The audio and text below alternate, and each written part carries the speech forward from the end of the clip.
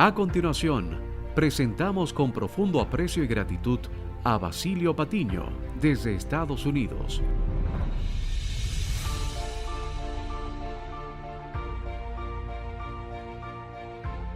Gracias a Dios por este privilegio de sumarnos a este esfuerzo en el que distintas gracias aportan a la edificación del cuerpo de Cristo y para hacer posible que este proyecto sea una realidad desde este territorio.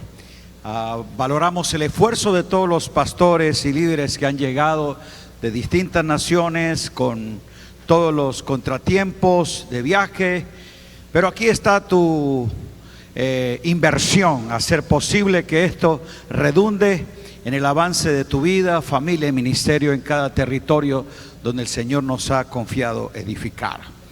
Y a toda la familia del Señor que a través de los medios nos sigue, pues aquí desde Santiago, República Dominicana, a todos nosotros démosle un cálido aplauso de cariño, de gratitud a toda la gente que está conectada por estos medios.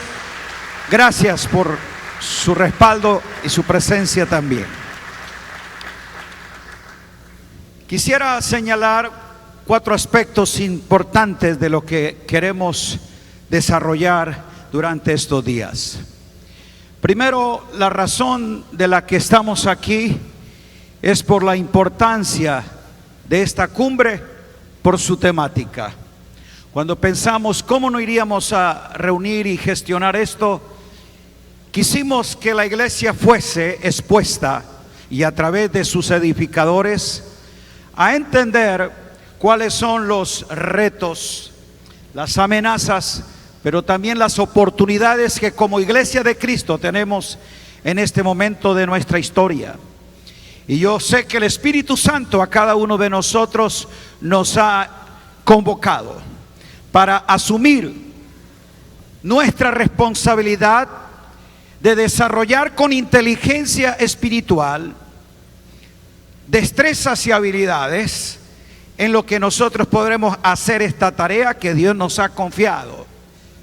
Que el Espíritu nos haga ser entendidos en los tiempos, discernir los desafíos y enfrentar entonces también aquellos retos, y que nosotros podamos, ante este sistema de iniquidad que está enquistado en la mente y en el corazón de los hijos de las tinieblas, hacerles ver cómo ellos, ajenos a los diseños y a los planes de Dios, Él se ha propuesto en Cristo y por medio de su cuerpo hacer conocer su gracia y su soberanía en todo a todas las generaciones.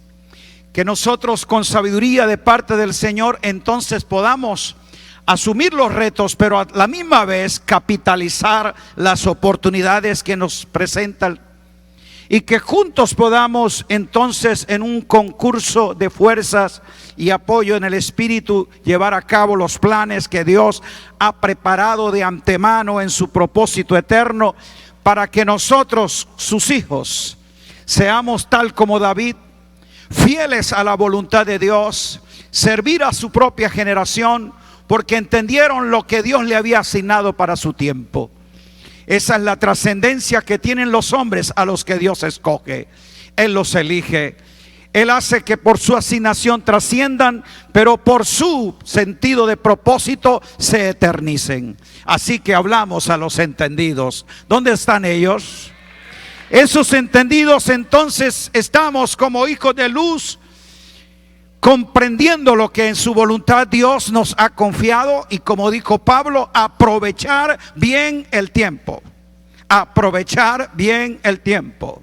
Que seamos una generación redentiva que pueda entonces enfrentar los tiempos y las sazones que en su sola potestad y en su gracia soberana Dios ha anticipado para que nosotros andemos en ellos, aprovechando bien el tiempo. Es cierto que los días son malos, pero para los hijos del mal, para los hijos de Dios, todos los días son de la buena, agradable voluntad de Dios, porque vivimos en ese año agradable en el cual Cristo ha fijado que nuestros días y nuestros años se sumerjan en todo lo bueno que viene de parte de Él en su perfecta voluntad. Por eso Pablo dice que nosotros no podemos andar de forma irresponsable, insensata, sino entendidos de cuál sea la voluntad del Señor.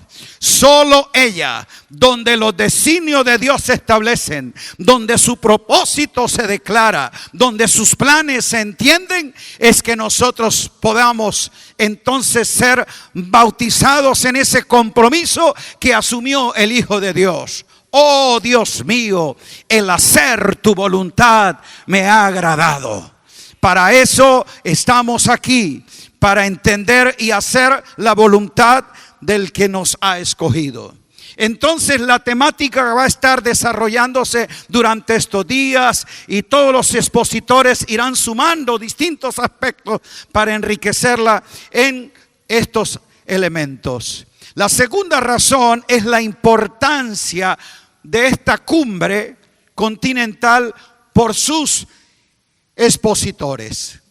Son hombres y mujeres de Dios que nosotros hemos recorrido años de comunión en el Espíritu y de afinidad en el compromiso de edificar una iglesia en el orden y en el diseño que la Escritura establece. Nuestras relaciones en el Espíritu han sido enriquecidas y tengo conciencia y certeza del compromiso, de la conciencia de lo que ellos tienen como colaboradores de Dios. Su testimonio de familia, su compromiso con el matrimonio, su entrega apasionada al ministerio, su edificación en lo que es la obra del Señor, están claros de que somos colaboradores de Dios. Y aquí no estamos para competir entre nosotros en cuanto a destrezas, a quién lo hace mejor, sino sumado a gracias, hacer que el cuerpo de Cristo sea edificado y el reino de Cristo sea extendido en todas las naciones y en todos los asuntos de la vida. Sé que con la experiencia y la sabiduría, producto de toda esta trayectoria ministerial, cuando tú ves lo que cada uno de ellos en sus propios años suma, vas a ver entonces tú una experiencia lograda en el trato del Espíritu y también en la formación de vida que nos van a enriquecer poderosamente. Entonces estoy seguro que a través de lo que cada uno de ellos representa y que es un esfuerzo de todos, detrás de cada uno de estos ministerios apostólicos hay redes de iglesias, hay naciones en las que ellos están brindando su apoyo, su colaboración. Y cuando sumamos son cientos de iglesias en diferentes continentes que están siendo alcanzadas por la labor gigantesca, comprometida de cada uno de ellos. Y aquí es donde estamos, alabando al Señor, porque a través de todo este esfuerzo en común hemos de ser enriquecidos en Cristo para que la medida del don de Dios que opera en cada uno de ellos nos sume y todos lleguemos a ser la expresión de la plenitud de ese cuerpo que contiene la plenitud de aquel que es su cabeza, Cristo el Señor. Así que gracias a Dios por la vida del apóstol Lucas Márquez y la red de visión mundial para la familia en todas las naciones. El apóstol Gustavo Lara y la red UNGE también en distintas naciones de la tierra. Juan Balesteri, Manantial de Vida y toda su escuela de formación de liderazgo en las naciones. El pastor Tommy Moya a través del Ministerio de Transformados en Cristo que alcanza líderes y pastores en cientos de lugares que enriquecen. Desde México, Rafael Ugarte, la red de iglesias que se apoyan, también el trabajo del pastor Arnold y también iglesias a las cuales él está brindando apoyo y dirección. El pastor Gerardo y el apóstol Yacer, que es una riqueza al cuerpo desde esta nación para el Caribe y para las naciones. Todas estas redes estamos entonces ligadas en el Espíritu para decir que es posible que nosotros podamos ser eficientes y efectivos en esta hora coyuntural. La tercera razón, la importancia de esta cumbre por el lugar que se ha escogido. Diga República Dominicana. En uno de los espacios que oraba por esta convocatoria después de que habíamos definido, sentí en mi espíritu una impresión y tuve una percepción que compartí con algunos de ellos del por qué había esa urgencia y en cada uno de nosotros el entusiasmo de venir a República Dominicana, de invertir esfuerzo, tiempo y recursos para hacer que esta convocatoria fuese una realidad. Y una de las cosas en las cuales empecé a discernir es esto: República Dominicana está en el centro del Caribe, rodeado de dos influencias de las cuales ha participado, y aquí ustedes notarán cómo en esta región del continente ha sido gestora de dos grandes movimientos que desde dos enfoques diferentes han marcado a Latinoamérica con efectos que han repercutido en la historia de las naciones durante estos 60 años. Primera, Cuba. De Cuba se inicia entonces un movimiento ideológico que se le conoce como la Revolución Castrista, que usando la figura emblemática y nostálgica del Che Guevara, le vendió a la juventud de ese tiempo la ilusión de ver a sus países libres del imperialismo yanqui y soñar con la panacea de un comunismo socialista igualitario. Desde Cuba se han alimentado desde entonces las guerrillas de varios países en Centro y Suramérica, y desde allí han surgido líderes aún presidenciales que aún en el presente han afectado la vida sociopolítica de Colombia, de Venezuela, de Ecuador, de Bolivia, de Chile, de Argentina, de Uruguay, de Perú, de Guatemala, de Nicaragua, de Salvador, de Honduras, de México. Ese movimiento ideológico ha marcado la vida de Latinoamérica. Pero curiosamente, en tiempo paralelo, desde Puerto Rico y con el apoyo también de algunos líderes de República Dominicana, durante los últimos 50 años, también se ha marcado la vida de Latinoamérica, pero no en esa repercusión sociopolítica, sino en el pensar teológico de la iglesia evangélica en el continente. Y es que durante esos años se levantaron grandes evangelistas que con un celo sincero, pero con un conocimiento limitado de lo que era el evangelio del reino, de lo que era el evangelio de la riqueza de la gracia en Cristo, de lo que eran las verdades presentes del nuevo pacto, esos evangelistas sembraron en la mente de los creyentes un afán escapista del mundo, un temor apocalíptico y un aislamiento a los asuntos de la vida, porque todos creyeron el mensaje que con fervor ellos predicaron: Cristo viene pronto.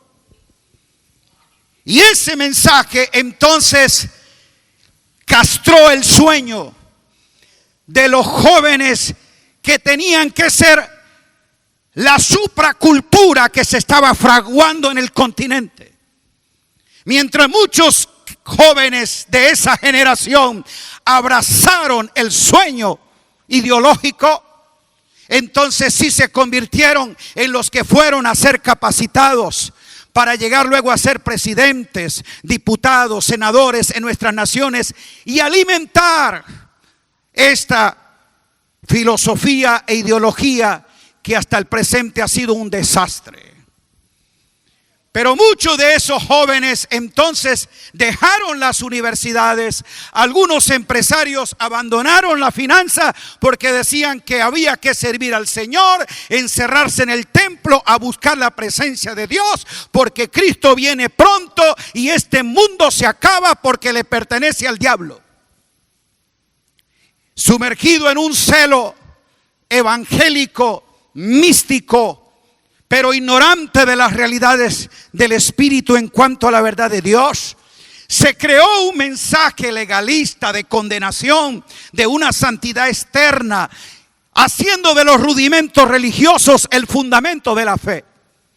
Y hasta el presente.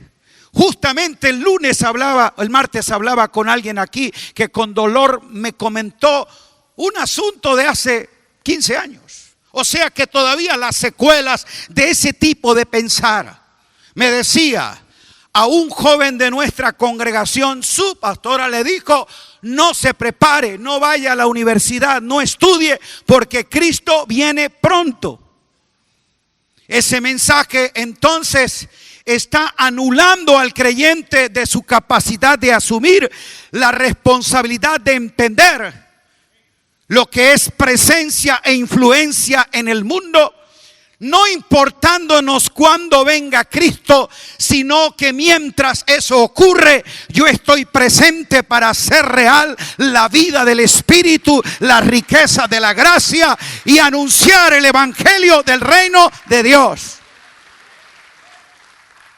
Entonces, Puerto Rico y República Dominicana, pastores y líderes de estas naciones, no es casualidad que sea desde el Caribe donde esta convocatoria establece una plataforma apostólica y profética que convoca al liderazgo de Latinoamérica a decir: estamos para revertir ese estado de cosas y aprender de nuestra historia evangélica qué aspectos no se pueden repetir, qué asuntos se deben cambiar, qué pensamientos se debe renovar, qué reformas se deben provocar para que veamos en Latinoamérica el avance efectivo de una iglesia que expresa la plenitud de Cristo, que da a conocer al mundo la multiforme sabiduría de Dios y que puede ser sal del mundo,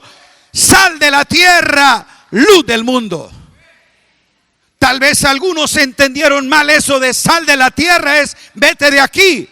No, es sal de la tierra en cuanto a naturaleza, a esencia, a portadores de vida, de que ellos tienen la naturaleza de Dios, que en esa naturaleza está expresada la vida de Cristo y lo que es la realidad de un reino que establece una supracultura.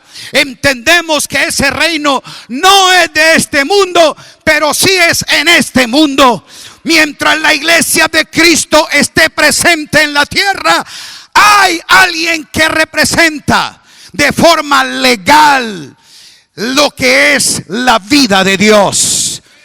Para este mundo hay esperanza y para Latinoamérica un nuevo tiempo mientras la iglesia de Cristo esté aquí viva. Tiene que estar viva y activa para dar a conocer la multiforme gracia de Dios a todos los estamentos. Y la cuarta razón es porque veo la importancia de esta cumbre por sus efectos. Tengo la certeza que después de estos 3 días, cuando cada uno de nosotros seremos expuestos a una reflexión sincera, a una impartición práctica de la palabra, que con un espíritu crítico podamos nosotros examinarnos a la luz del orden y el diseño de Dios, que permitamos que el Espíritu de Dios alumbre nuestro entendimiento y que juntos podamos entonces crear ese medio para entender los retos, para emprender las oportunidades que enfrentamos como iglesia en Latinoamérica y cada uno desde la región que vive, allí ser un representante real de ese reino de Dios, porque el Señor nos da a cada uno de nosotros en este momento histórico y coyuntural participar de sus planes eternos. Debes sentirte privilegiado porque eres parte de una generación que probablemente no se repita. Es de esa generación que vio la partida de un milenio y la entrada de otro. entramos nosotros en las fronteras de dos aspectos de entender la vida. Que en el Cronos probablemente hay elementos que marquen tiempos y estaciones, pero caminando desde un propósito eterno y posicionados en ese Kairos donde toda la voluntad agradable de Dios es consumada y expresada en Cristo Jesús. A ti y a mí Dios nos permite estar en esta hora decisiva de nuestra historia. Siglo XXI, año 2019. Estamos en las primeras 2 décadas de un tiempo de oportunidad que sobrepasa a lo que cualquier otra generación haya vivido. Y creo que uno de los efectos que vamos a ver después de esta convocatoria es que llevaremos la conciencia y la responsabilidad de invertirnos sin escatimar esfuerzo en levantar una generación reformadora y entendida. Empezaremos a ver a nuestros hijos y a nuestros jóvenes que tienen que ser entrenados ahora o nunca. El sistema de las tinieblas ha entrenado a sus secuaces, les ha preparado para tocar los escenarios de la política, de las artes, de la ciencia, de las comunicaciones, y ellos con una agenda intencional han logrado con pocos un efecto mayor. Nosotros somos más porque Dios y nosotros somos mayoría, y es más poderoso el que está en nosotros y con nosotros que el que está en el mundo. Alabado sea Dios. Entonces nos iremos aquí totalmente determinados a que se tiene que gestar una generación emergente que tenga una visión reformadora y que reciba de nosotros una plataforma más sólida, unos modelos más claros, unas directrices más precisas. Porque sabemos que en la medida que Dios nos ha ido dando a entender el orden, el diseño, la naturaleza, la operatividad y el propósito de Dios como iglesia, aquí estamos para ser colaboradores de Él, en participar con aquel que nos llamó a aquello que Él dijo: yo edificaré mi iglesia. Esa iglesia cuyo arquitecto y constructor es Dios. Esa iglesia que es columna y baluarte de la verdad. Esa iglesia que es la expresión plena de Cristo resucitado. Posee el poder de la resurrección, y si durante 20 siglos de persecuciones, de guerras, de oscurantismo y de todas las fuerzas del mal que se han levantado no han podido sucumbirla, menos en esta hora de mayor luz, de mayor gloria, de mayor gracia, como nunca antes. La iglesia de Cristo, póngase de pie. La iglesia de Cristo está presente, de pie. Tú la representas, eres parte de ella. Le decimos a Latinoamérica: hay esperanza, hay un momento de luz y una comunicación de verdad, porque la iglesia que es columna y baluarte de la verdad está siendo edificada y entendida en la razón por la cual Cristo la tiene en este mundo. Los que están listos para eso dicen amén. Diga amén. Dígale: Señor, aquí estamos para esta hora, para este tiempo, para esta geografía. Nos das el privilegio de ser hijos del reino, que marquemos diferencia en Latinoamérica. Vamos, aplauda a Cristo Jesús.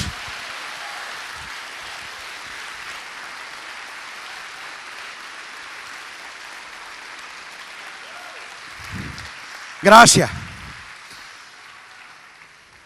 Así que aquí estamos unidos con ese mismo sentir en Cristo.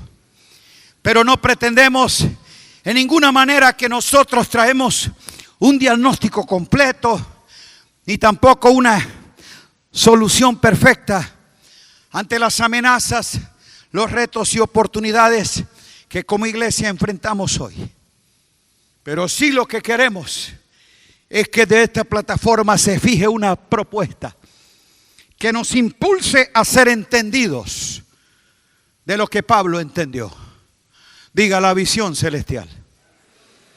Oh, que el Espíritu Santo capture nuestras mentes y corazones para que cada uno de nosotros vaya de aquí impregnado y entendido de solo una visión. Diga, la celestial. Por eso a partir de ahora el Señor te va a decir: muere a tus visiones, muere a lo que tú quieres lograr, muere a tus propios planes. Aquello que tú dices, esta es mi visión, Dios no está comprometido con tu visión personal. Con lo único que Él está obligado a llevar a cabo y completarlo es la visión celestial. Y cuando Pablo recibió la visión celestial, él no vio algo, él vio a alguien. Él vio a Cristo. Porque la visión celestial es la que Dios da, y en ella nos revela a Cristo. En ese Cristo en quien están escondidos todos los tesoros secretos de la sabiduría y del conocimiento de Dios.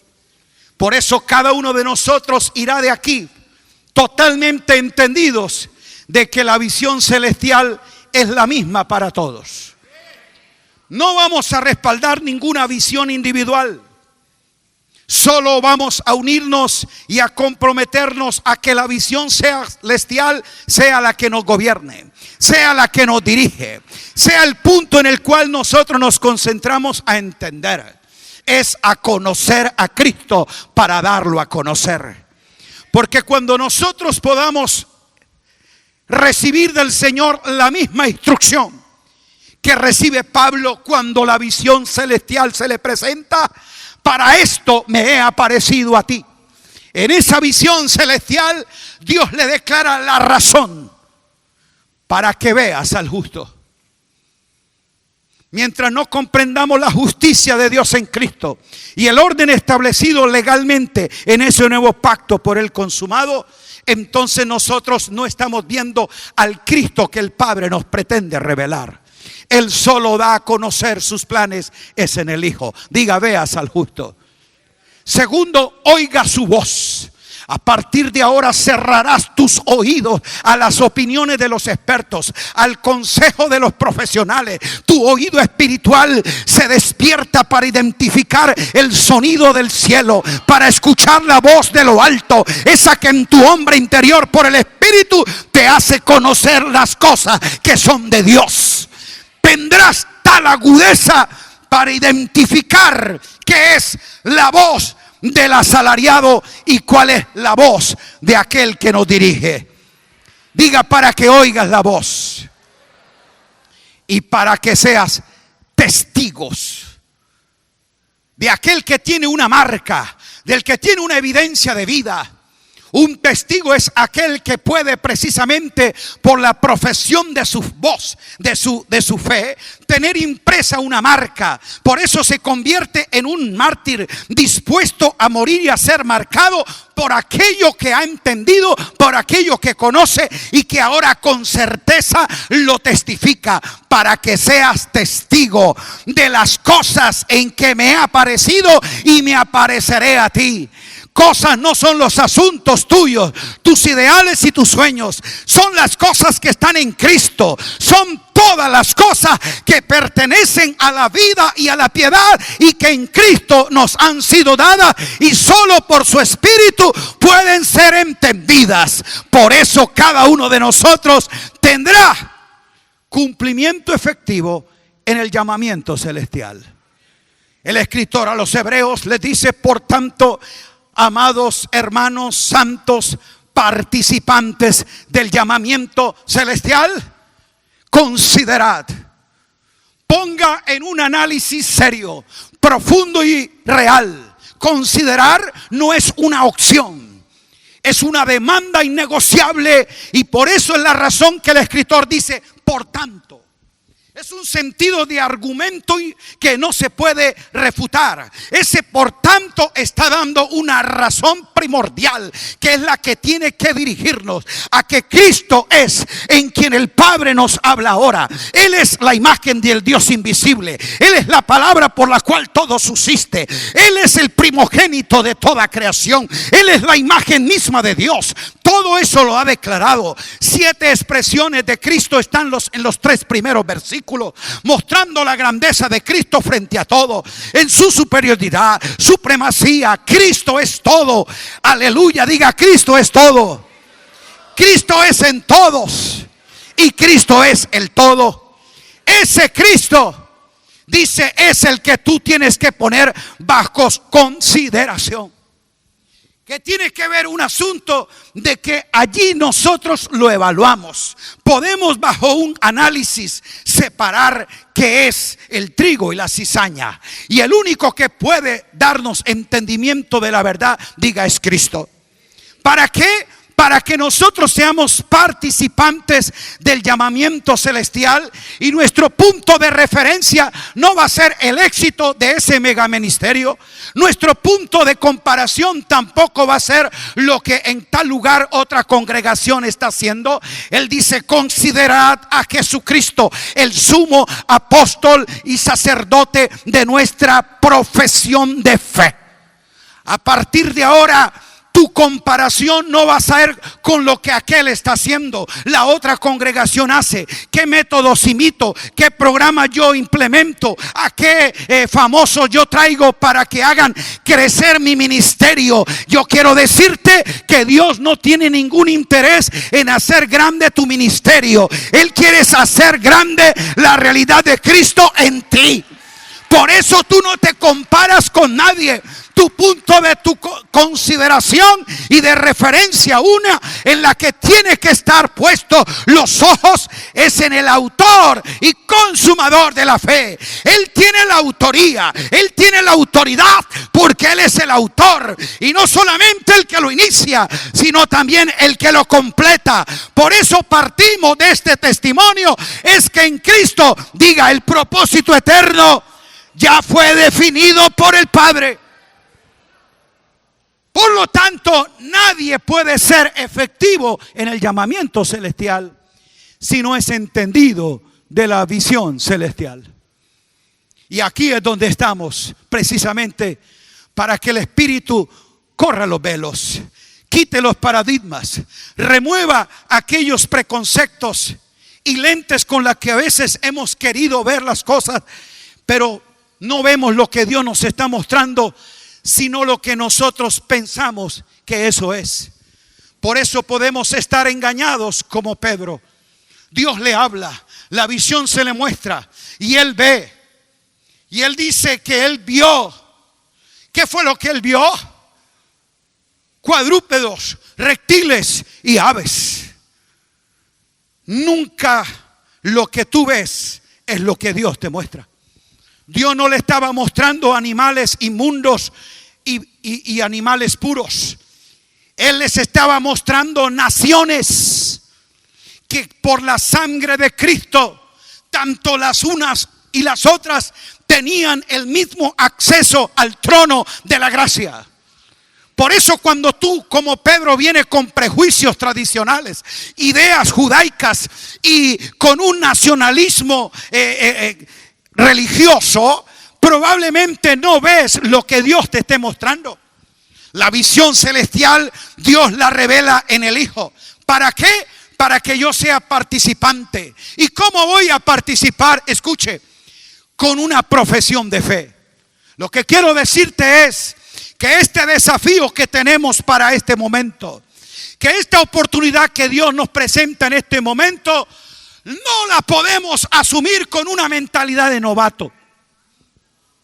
Ya aquellos improvisados que salen a levantar la iglesia según lo que ellos creen, rentan un local, contratan 3 músicos rebeldes que les pagan, consiguen creyentes carnales que seducen de otra congregación y ellos levantan su propio grupo, creen que están haciendo la obra.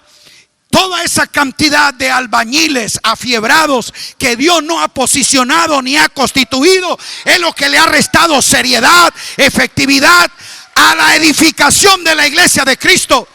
Sumado a aquellos que con altanería o a veces también con prepotencia o con ignorancia creen que están haciendo la obra de Dios, porque es la repetición de lo que otros le enseñaron a hacer.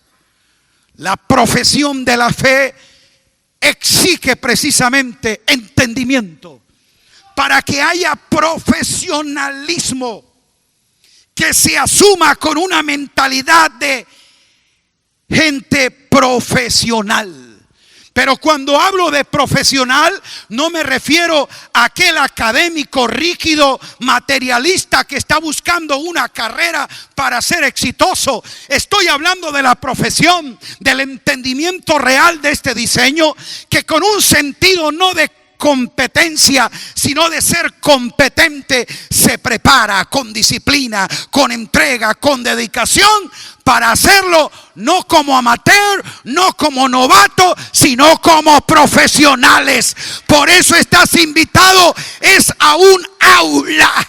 Tú no viniste aquí a un kinder o a una guardería para ser entretenido o a ser emocionado. Has llegado a un aula donde hombres y mujeres te expondrán con forma magistral lo que es el orden de Dios y que todos necesitamos ir entendiendo con mayor precisión. Bienvenidos a esta aula magna, donde los hijos de la luz asumen el compromiso y dicen: yo lo quiero hacer.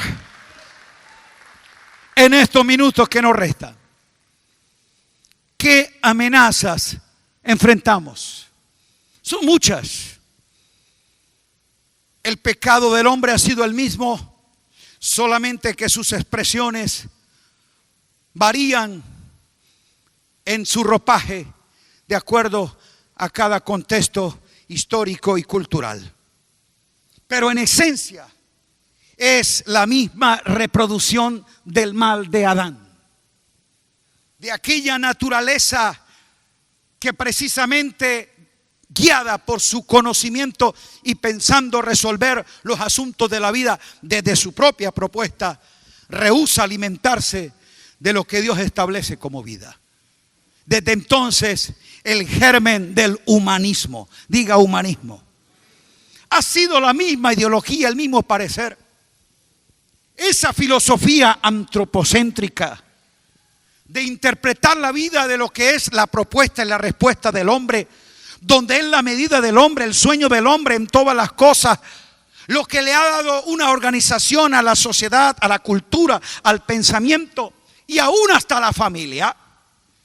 Es donde nosotros entendemos que mientras el hombre siga buscando su propio deleite y bienestar, entonces el orden de Dios no será respetado. Ese humanismo se ha transmutado en los siglos y de muchas formas se ha presentado. Pero cogió fuerza precisamente en el siglo XVI, en esa Europa que con sueños renacentistas y del iluminismo quieren traer una forma de razonar la vida. Aquí nosotros estamos viendo en el presente los vestigios de toda esa manera de entender el hombre las cosas, desplazando a Dios. ¿Qué es lo que encontramos al presente? Precisamente un hijo de ese engendro. Diga posmodernismo. Eso es lo que es hoy. Y sencillamente es lo mismo, pero disfrazado de otra manera. Por eso es derivado de aquello, pero engloba la forma de pensar y de ser del hombre de hoy, que ese es el que nos corresponde a nosotros ministrar, a ese hombre de hoy. ¿Cómo podemos entender a ese hombre posmoderno al cual va dirigido este mensaje del Evangelio eterno? ¿Cómo este hombre ha concebido desde ese humanismo un ateísmo nihilista? Donde pretende precisamente no apropiarse de nada, pero ser dueño de todo. Es una contradicción en la forma de entender. De cómo ese hombre quiere liquidar de forma exhaustiva cualquier injerencia de Dios en los asuntos de la vida. Y es lo que se pronuncia el Salmo 2, que esas tiranías humanas le dirán al ungido: desatémonos de él, rompamos sus ligaduras. En la posición prepotente de un hombre que no quiere reconocer el señorío y la soberanía de Dios. Y entonces construyen su forma de pensar los elementos diversos de la vida. Quiero rápidamente decirte esto. Es la manera como el hombre posmoderno piensa, ajeno a la ética y los valores absolutos. Y eso es lo que está hoy en juego. Es esclavo de las modas, las tendencias del momento. Es agnóstico porque él siente la pérdida de la fe y no cree en nada. Es ignorante de los ideales supremos. Tiene un gusto por lo transexual. No tiene ninguna definición de la sexualidad. Por eso él se expresa sexualmente como siente ser. Y ya vemos la vergüenza de hoy, que alguien puede decir: yo siento que nací mujer en un cuerpo de varón. Entonces, como siente y así piensa, y hoy en día las constituciones políticas de distintas naciones lo legalizan. Con vergüenza como países aparentemente desarrollados hoy están llevando a la aprobación de que el hombre, si puede sentir su identificación con un gato, puede asumir tal cosa y entonces expresar su vida desde esa naturaleza, y él puede expresar su sexualidad con un animal. Y cosas peores veremos precisamente de un hombre apartado del orden de Dios. Ese hombre es indiferente a lo que tiene que ver con desarrollo y a lo que tiene que ver precisamente con integridad de la vida. Amante del narcisismo y dirigido por el sentir y no por el saber. Parece que parte de esa forma de entender la vida y la fe también se ha llegado a la iglesia. Por eso es que mucha gente no les interesa lo que saben, sino lo que sienten. Sentí la gloria, sentí la presencia, aunque no definan propiamente de qué se trata. No tenemos creyentes serios y sólidos que con certeza, como Pablo, se paren y digan: yo sé en quién he creído y que es poderoso. De una fe que tiene entendimiento, de una fe que tiene certeza, de una fe que tiene convicción. Por eso sé que el avance de este reino y el avance de esta causa se hará no con gente emocionada, sino con creyentes entendidos y comprometidos de lo que es el evangelio del reino de Dios. Ese hombre posmoderno, entonces, el sincretismo en cuanto a culto es una mezcla y cóctel de ideologías. ¿Sabe cuál es su lema? Toda religión es buena. Diga sincretismo.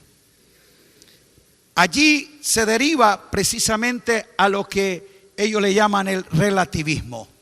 Y su lema pudiera ser entonces: según desde el punto de vista que se mire, es la verdad.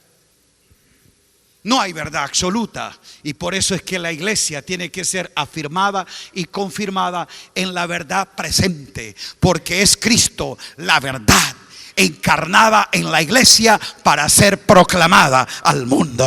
Aleluya. Y sumado a ello, entonces, el hedonismo.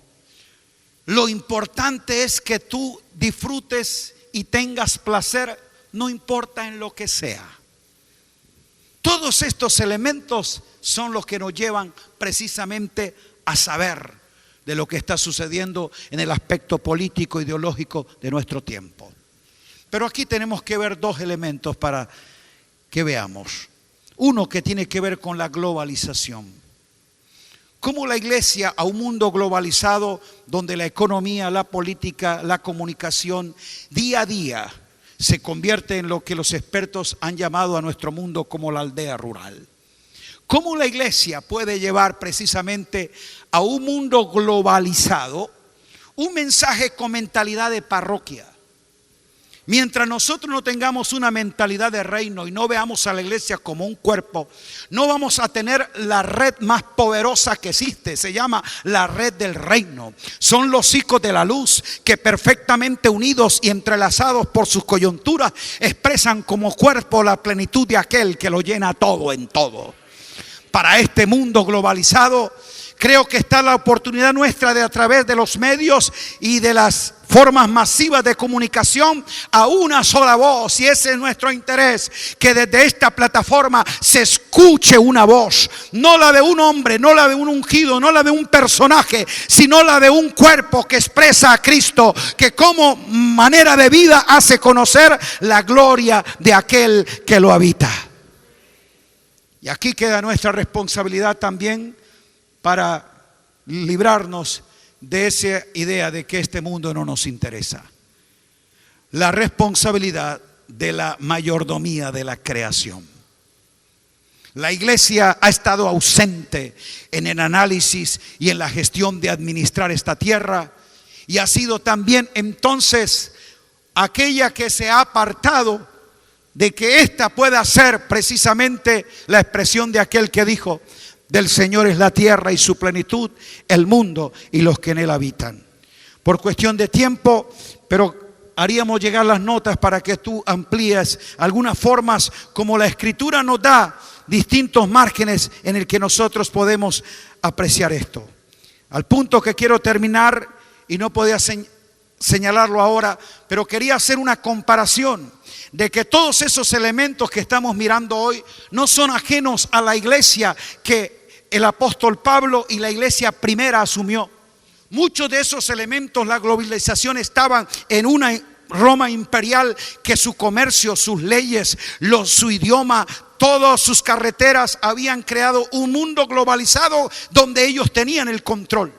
También el hedonismo, el placer, toda esa forma del hombre interpretar la vida, el sincretismo, todos esos elementos. Ya les dije que el pecado humano es el mismo, solo que él ha tenido distintas expresiones en cada época de su historia. Sigue siendo Adán, manifestando su naturaleza con distintos personajes en distintos periodos de la historia, pero es aquí donde la iglesia presenta al único y sabio Dios, al Cristo no de la historia, al Cristo de la eternidad, que gobierna la historia, que gobierna las naciones, que es desde el principio y que es el fin, el alfa y la omega, en quien todo está dado. Alabado sea Dios. Pongámonos de pie y que nosotros vayamos de aquí convencidos que así como esa iglesia, frente a esos retos y esos desafíos, tal vez desprovisto de recursos económicos, no tuvieron megatemplos, tampoco tuvieron una infraestructura